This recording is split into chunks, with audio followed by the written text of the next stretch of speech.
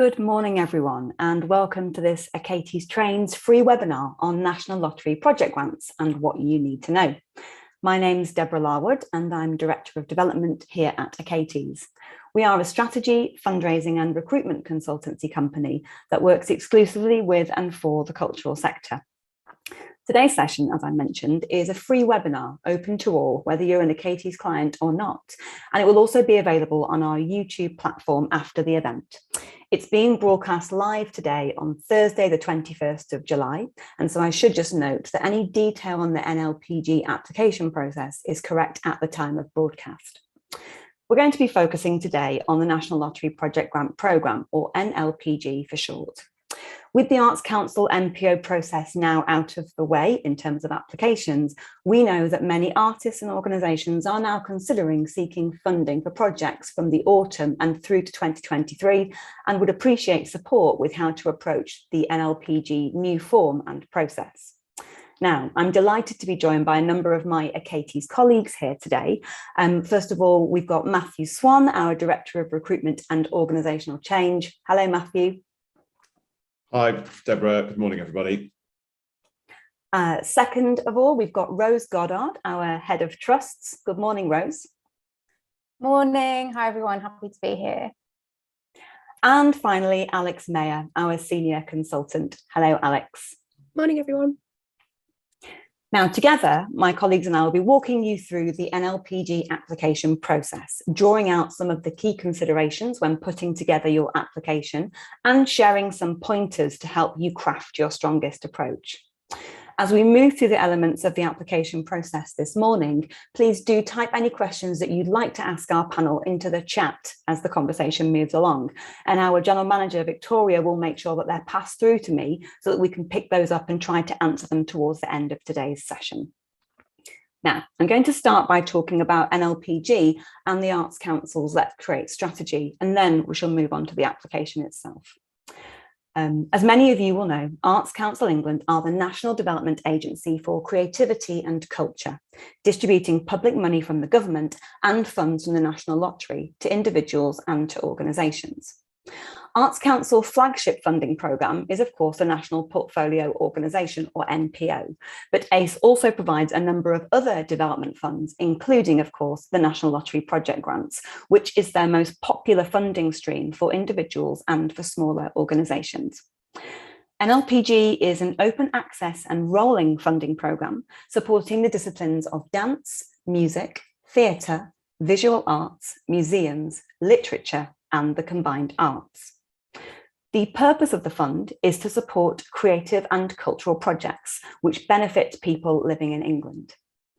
ACE refreshed the NLPG fund in 2022 with a new application form and a wholesale shift to adopt its Let's Create funding strategy, which I'll talk a little bit more about shortly. Through NLPG, you can apply for a range of activities within the art forms I've mentioned. Work can include research and development of a new project, personal or organisational development, the making of new work, events or festivals, participatory work, for example, workshops, and touring work, or indeed a combination of those things. What NLPG doesn't support is work that won't reach people in England, work that has already taken place, and accredited courses or curriculum, such as through schools or university courses, and NLPG doesn't support the Edinburgh Festival Fringe. If you are applying to NLPG for the first time, ACE strongly recommend an application of no more than £30,000. And in terms of the timeline, an application for under £30,000 will receive an answer within an 8-week timeframe. Now, when an application is made to the fund, the first step is, of course, the eligibility and risk check, which is reviewed by ACE's Investment Centre. And that's for checking things such as ensuring that the project encompasses one of those art forms that I mentioned and that the budget balances. If that checking process throws up any red flags, which makes the application a major risk or ineligible, then it will be sent back to you as the applicant at that stage. And that normally takes around a week. You'll also receive explanation of the reasons why, so that you have the opportunity to amend it and resubmit. If your application passes those initial checks, however, then it will progress to a decision meeting.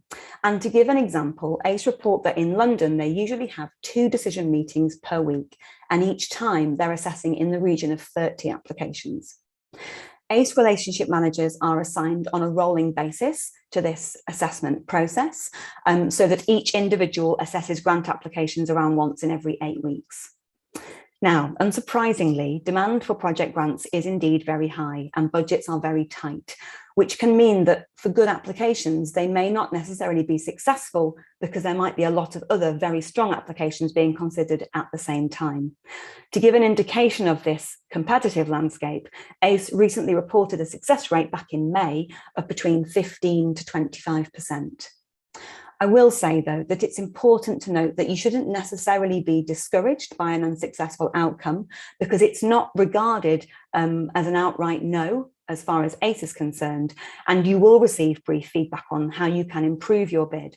You're perfectly welcome then to go back and resubmit it after looking at how you might be able to strengthen it further. And actually you can resubmit your bid at any time, and actually as many times as you would like.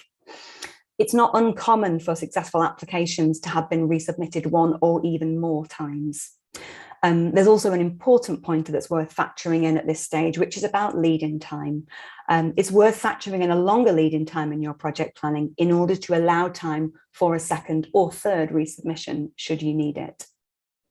Now, I mentioned earlier that in refreshing the NLPG programme, ACE have, of course, adopted Let's Create, which is their strategy for the period 2020 to 2030, and the associated delivery plan for 2021 to 2024, which sets out the framework by which ACE intend its ambitions for culture in England to be realised, both through the NPO as well as the wider grants and programmes.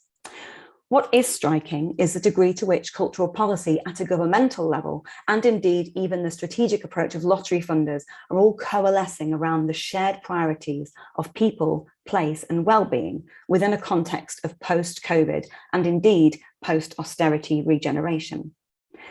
In their strategy, ACE state that by 2030, they want England to be a country in which the creativity of each of us is valued and given the chance to flourish, and where every one of us has access to a remarkable range of high quality and cultural experiences. The strategy centres around 3 outcomes, which they will work to deliver over the next decade, and will be steered by 4 investment principles. Now, my colleagues will be shortly taking a deeper dive into those outcomes and investment principles, but the point I'd just like to make at this moment is around rigour and transparency. The format of the NLPG application, and indeed the NPO application, have changed in response to this shift, and we've seen a marked move away from rhetoric to quantifiable and measurable outputs and outcomes. By asking funded organisations and artists to articulate their plans in this new way, ACE will be able to gather data and in turn be able to better report to government on the return and investment that they've driven. In fact, when I myself was in a conversation with an ACE relationship manager during the NPO process, they suggested that the outcomes and IPs should be regarded something of a service level agreement. And so whilst transposing your work and plans into this standardised set of headings might feel challenging, this is a shift that we will ultimately all need to adapt to. So with that context and landscape in mind, I'm going to bring in Matthew now, who's going to spend some time taking us through the application form itself, as well as the essential information. Over to you, Matthew. Thanks, Deborah. Good morning, everybody. So as Deborah said, I'm just going to do a quick dive into the essential information sections of the application form before I hand over to Rose and Alex, who will dive down a bit more into the outcomes and investment principles section. So in short, the essential information, a lot of the questions you'll be asked in here are quite self-evident. It asks for the total amount requested, the audience and participant numbers. There are a lot of number and tick box answers in this section. Just a reminder that when you're filling in the personal access costs, these relate to the people delivering the project and not the audience members. The key section in this essential information section is the short 800 character project description section. Now, this is very short. It's somewhere between 100 and 150 words. In all likelihood, there's no way you can give the full scope of a project in this word count. So the first thing to remember here is that the outcomes and investment principles sections will allow you to go into detail about the project. Again, more on those from my colleagues shortly. And secondly, we're recommending that you write this section last. This will allow you to distill what you've written elsewhere in the application to make the most impactful case. Going on from that, the next section is what type of activity does your project mainly focus on? We'd advise ticking as many as relevant here, but use later sections, the outcomes and principles sections, to explain how and why you meet these. If you select the longer term public engagement box, there will be a final written section in essential information. This is an 800 character section on who are you hoping will benefit from your project in the longer term and how will they experience it. And this is key if you tick this box. And again, it may be worth leaving until after you've written the outcomes and principles sections. So again, you're able to distill what you've written there into the most impactful short statement. Moving on to feasibility and risk, and a reminder of what Deborah said, that there is a risk check as part of a three-stage decision process. So the eligibility, then the risk, before it goes to a final decision meeting. The main section here is on finance and project planning. And this section is probably the most similar to previous NLPG formats. The budget and project planning formats will look very familiar if you've done an NLPG application before.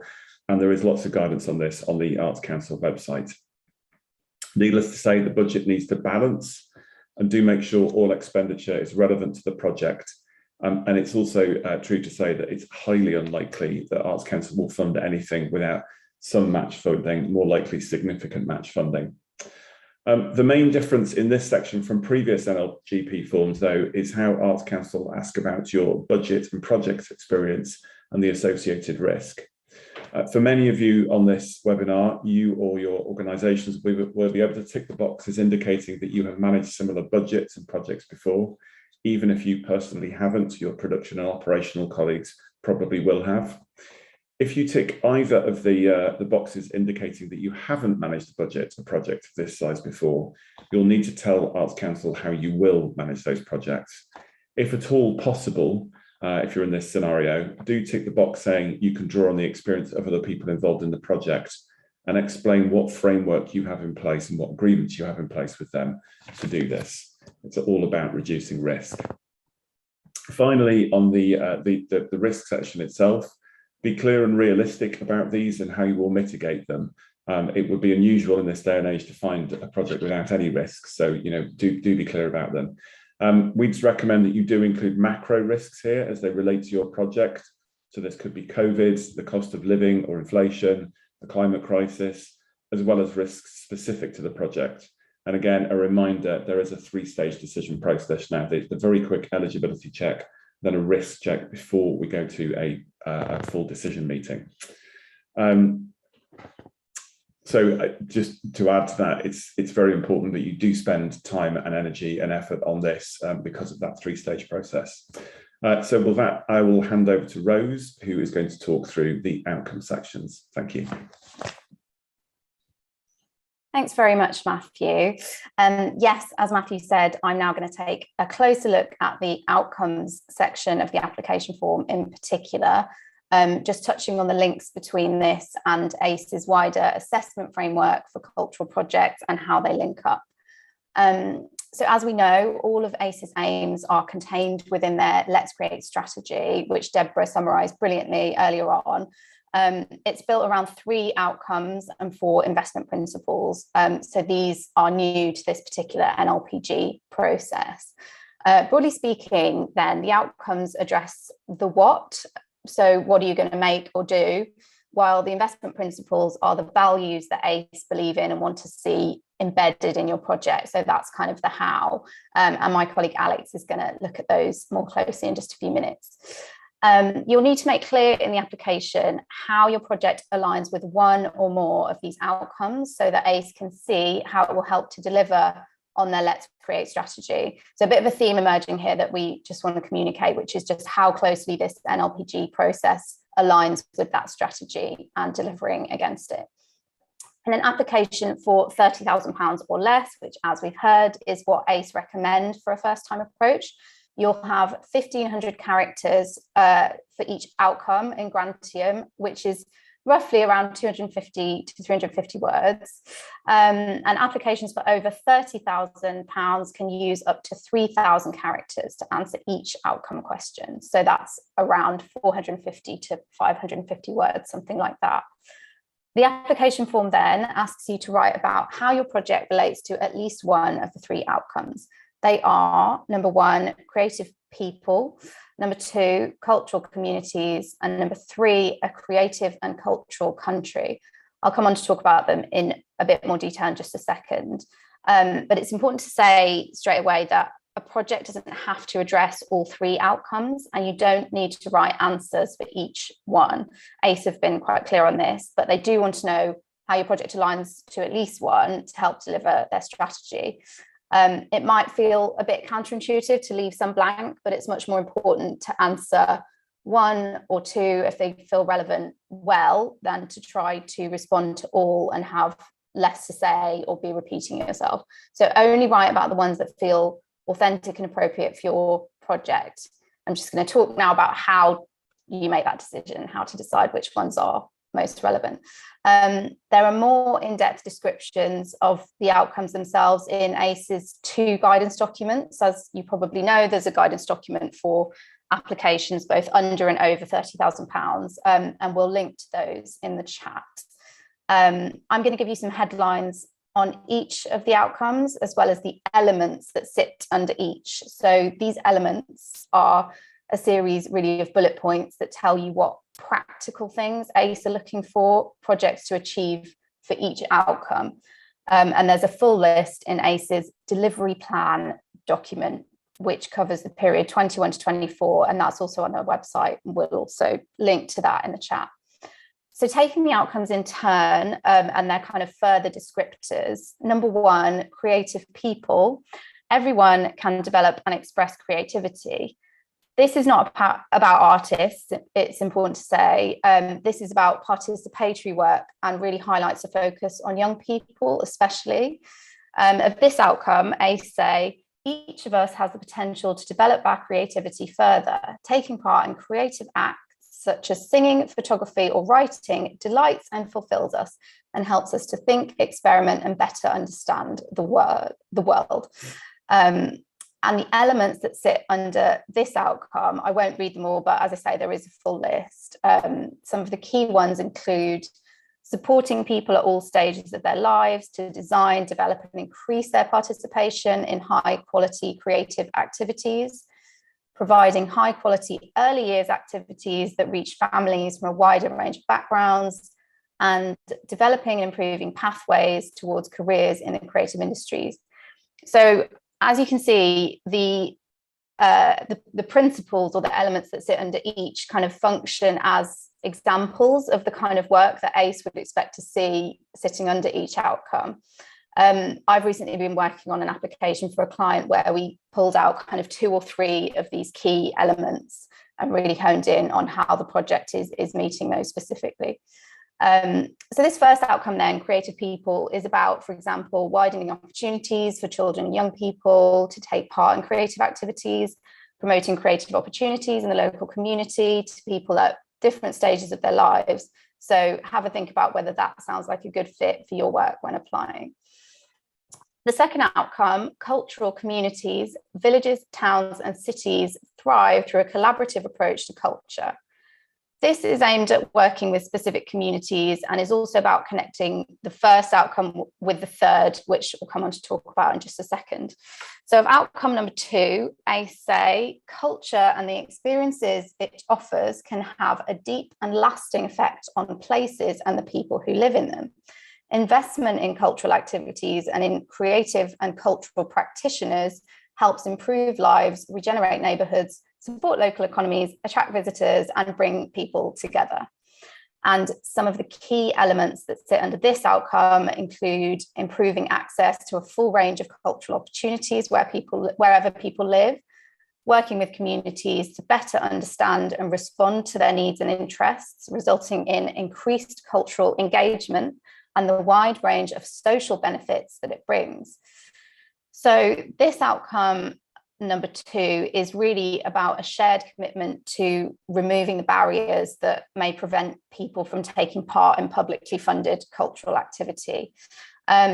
So if your project is designed perhaps with a lot of collaborative place-based work in mind, innovative partnerships within a locale, or if it builds skills and capacity in the cultural sector, perhaps if it's connecting diaspora communities, then this could be a good fit.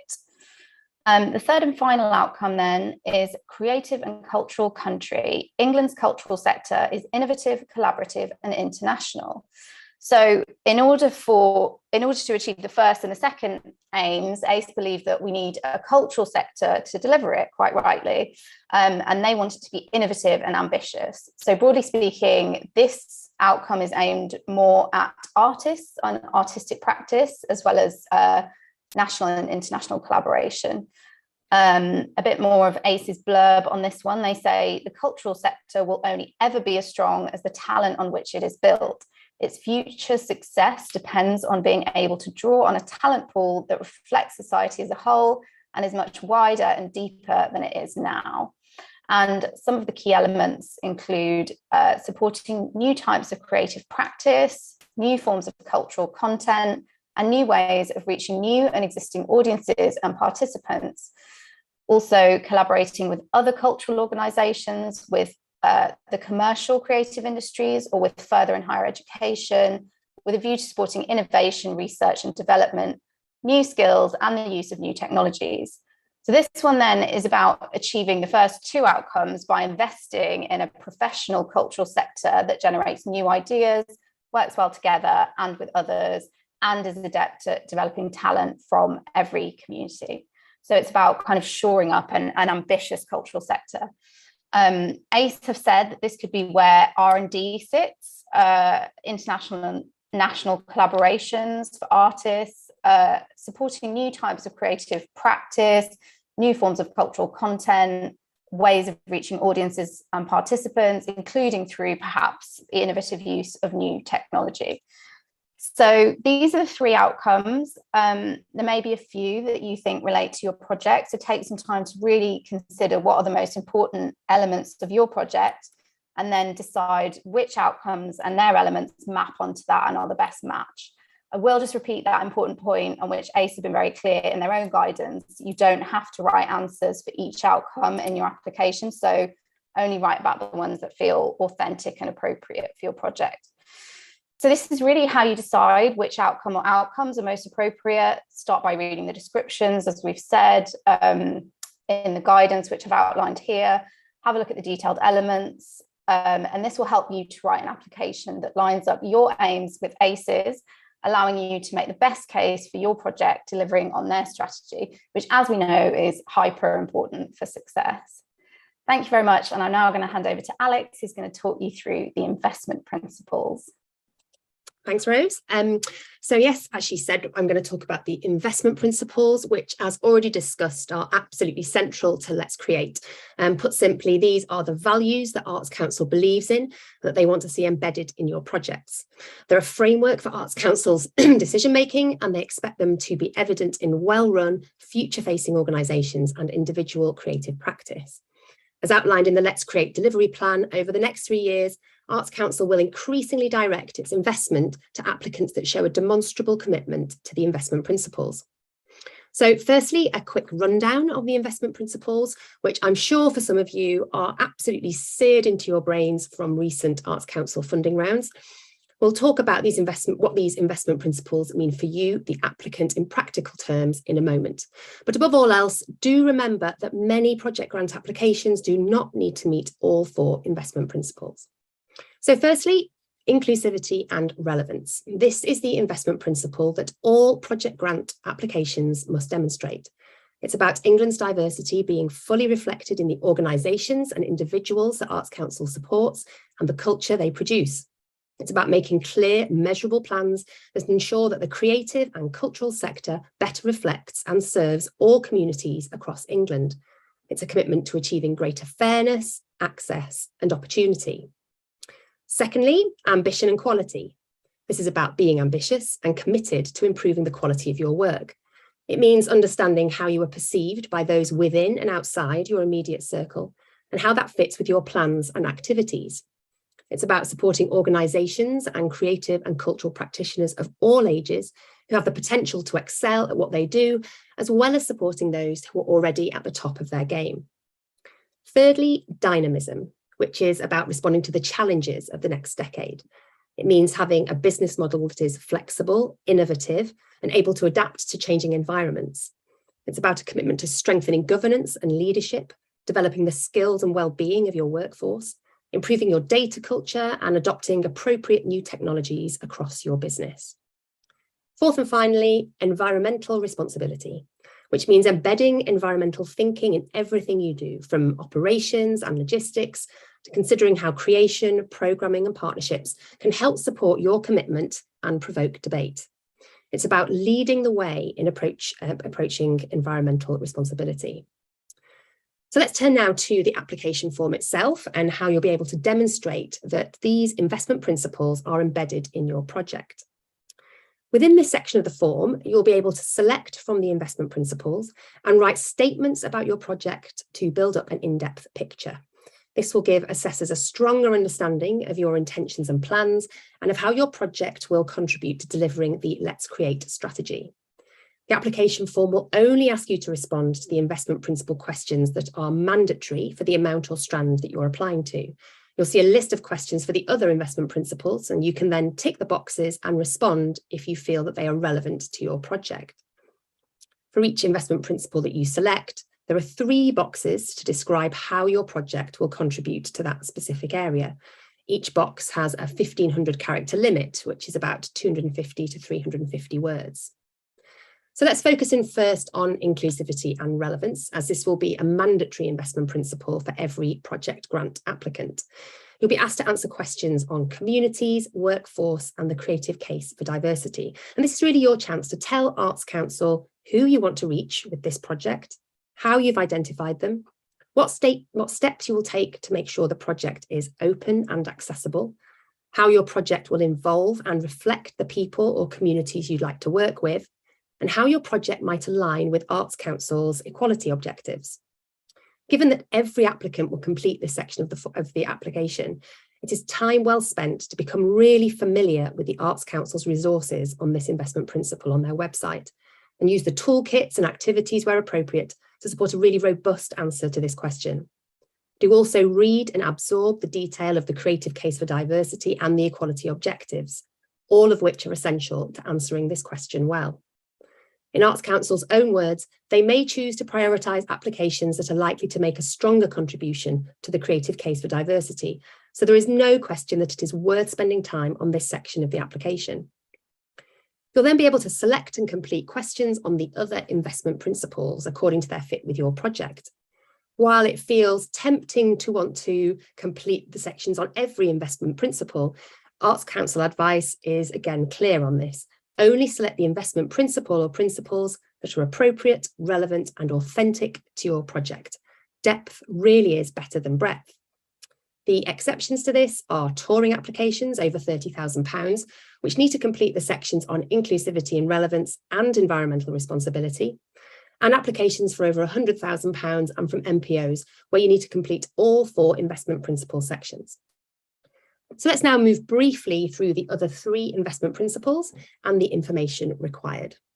Under ambition and quality, you'll be asked to describe how you are taking steps to understand what people think about your work and how you make it, how your project develops your skills and contributes to your ambitions for strengthening the quality of your work, and how you will measure your progress and how well your work has been received. This is your opportunity to tell Arts Council why you're the right person or organisation to do the work and what makes it great. Under dynamism, you'll be asked to explain the way you work, how you plan to develop your organisation's skills and knowledge, how you are using technology and data to develop and deliver your project and assess its impact. Projects selecting this investment principle should be specifically about developing your organisation's business model, improving efficiency, and show informed and effective use of technology. If this isn't the core focus of your project, it's advisable not to apply against this principle. Moving on now to environmental responsibility, and here you'll be asked for information on your use of environmental data, how you measure the environmental impact of your project, and how you will develop your organisation's skills and knowledge on environmental responsibility. While many projects are likely to take an environmentally responsible approach, not least because so many funders demand this, Arts Council advise that only those projects that specifically focus on environmental responsibility align themselves with this investment principle. As mentioned earlier, this investment principle relates to work that is leading the way in environmental responsibility. So do consider if that accurately describes your project. So finally, a few top tips for the investment principles section. Firstly, only respond to the investment principles that are authentic and relevant to your project. Less is more. It's tempting to think that if you respond to more, you'll be more likely to get the money, but it's not the case. And you won't, in fact, be penalised if you only respond to the inclusivity and relevance investment principle. Conversely, responding to too many investment principles can, in fact, weaken your application. Secondly, the strongest responses are specific, give detail, and are personal to your project. Try to use your answers to give a sense of what you're actively doing, the small steps that you're taking to put the investment principles in place in your project. Thirdly, be systematic in your approach to answering these questions. Cross-reference your answers against each piece of information that Arts Council requests and ensure that your answer responds to it. It might not make for elegant prose, but it will give Arts Council the evidence they need. And finally, allow plenty of time to read and digest the various resources that accompany this part of the application. Of course, the investment principle resources themselves, but also information on the creative case for diversity and the equality objectives. This preparation phase is as important as drafting responses and will ensure that your application is as closely aligned to Let's Create as possible. And now I'll hand back to Deborah, who I think will be taking some questions. Thank you so much, Alex, and a big thank you to Rose and Matthew as well, of course. As Alex said, and as I mentioned at the start of the session, we wanted to ensure that viewers had opportunity to pose questions to our panel. And I know that whilst my colleagues have been walking us through the application process and talking through some of those key considerations, we have had a number of questions come in. I wonder if I can start, Rose, perhaps with you. I have a question here, which I think you and I know we've talked about before. The question here is, to what degree can you talk to ACE about your application, and when is the best time to try and have that conversation? For example, is it before you put pen to paper, as it were? Yeah, it's a really important question. Thanks, Deborah. ACE are very open to providing advice sessions. They encourage you to book them through their customer service portal. They want to support you through these applications. They do say, though, that it's best to do this once you have completed the application. So whether that's that you've drafted it and you've got a good sense of how it flows, what the outcomes are and the investment principles that you're applying against, or even if you've already submitted it and it's been rejected, as you can then really go into the detail of the application and the questions themselves. So definitely book one of those advice sessions would be what we would say.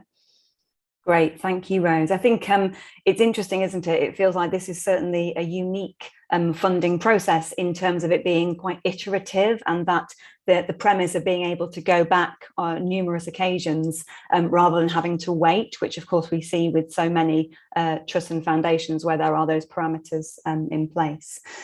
The next question is about finance. So thinking about the presentation of budget, the question is, can the match funding be support in kind, or is cash match funding held in higher regard? Matthew, I wonder if I could press you on that question.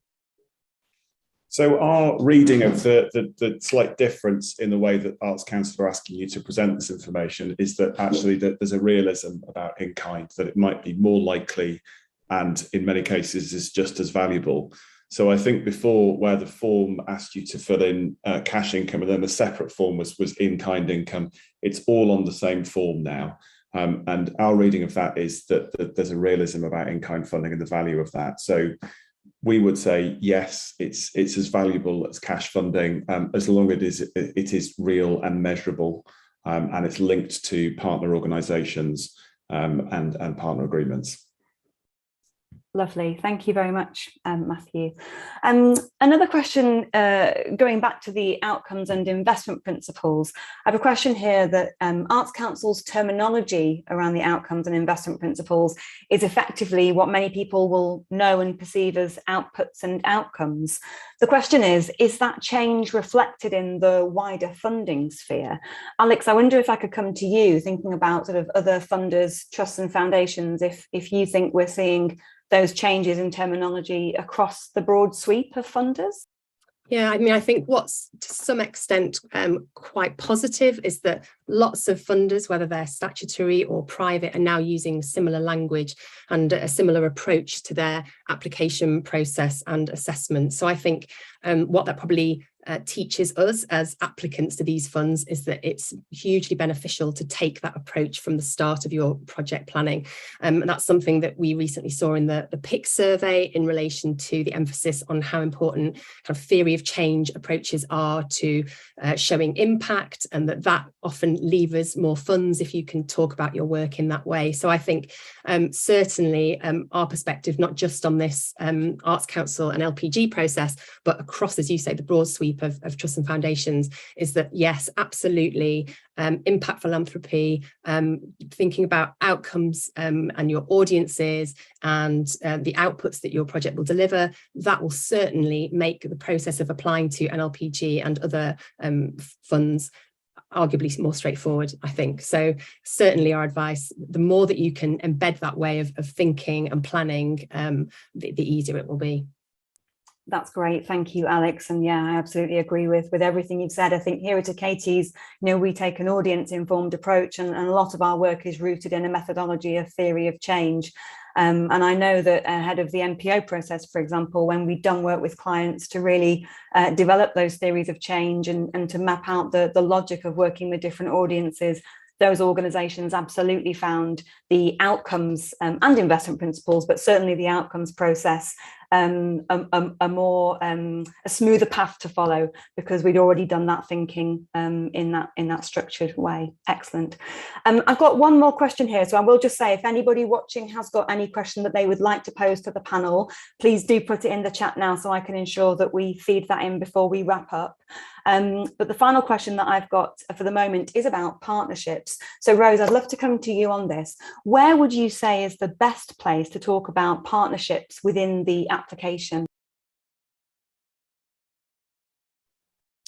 Yeah, I think it's a good question. I think it's something that can be covered in the both the outcomes and investment principles, I think, as you really drill down into the detail of your project. And if you're looking, as I mentioned, at those key elements that sit underneath each outcome in particular, which really sort of function as examples of types of work that ACE would like to see sitting against each of those outcomes. Some of those, particularly in the final two outcomes, relate to partners, collaborative, place-based working, for example, innovative work that's happening across sectors. They specifically talk about the commercial creative sector and partnerships there, higher education, and I think really good to mention, other third sector partnerships as well. There's also, it's worth saying, a supporting documents section, which can also be a good space to just include links. So what you can do there is provide perhaps a Tumblr link to a web page that shows your partners and links to their sites in turn.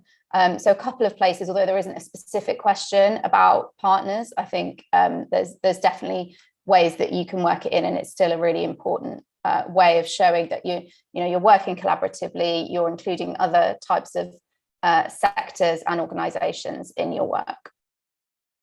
Great, thank you, Rose. And I think, Matthew, you have perhaps a thought you might like to share as well on that question.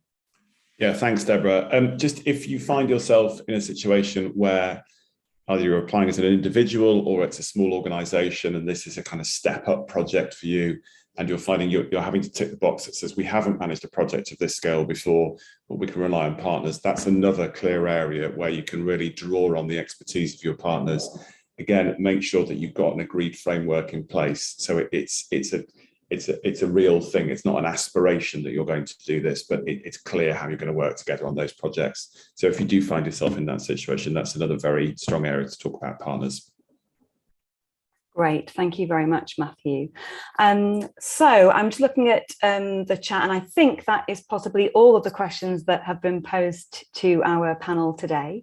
So I suppose at this point then, we ought to wrap up. I'd just like to say a huge thank you again to Matthew, Rose and Alex for giving us their time today, and to you all for watching and putting your questions to us. As you know, here at Achates, we offer a range of services, including recruitment, fundraising, strategy, and organisational development. So if you're interested in discussing how we might be able to support you, for example, perhaps in your NLPG bid, or if you'd just like to speak to a member of our team, then please do just drop us a line at info@achates.org.uk. Just remains for me to say thank you very much again for joining us, and we look forward to seeing you for another Achates webinar soon. Bye for now.